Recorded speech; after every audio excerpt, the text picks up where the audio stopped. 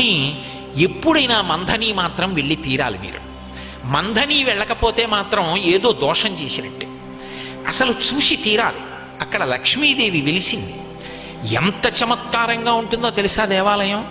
మీరు దేవాలయం ప్రాంగణంలో వెనక తలుపు తీసుకుని ఒడ్డున నిలబడితే ఆ వెనక ఉన్నటువంటి సరోవరం కనుచూపు మేర ఉంటుంది చెరువు. ఎంతంత తామరలు వికసిస్తాయంటే ఇంతంత తామర పూలు వికసిస్తాయి. అవే తీసుకొచ్చి అక్కడ లక్ష్మీదేవికి పూజ చేస్తారు. ఇంకా చమత్కారం ఏమిటంటే అక్కడ ఒక దక్షిణామూర్తి దేవాలయం ఉంది. దక్షిణానికి తిరిగి ఉంటుంది శివలింగం.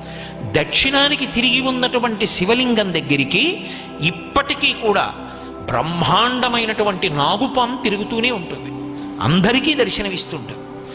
మంథని పరమాద్భుతం. గోదావరి ఒడ్డున కోరి కోరి వెలి. అసలు మంథని నేను చెప్పలేను. దాని వైభవం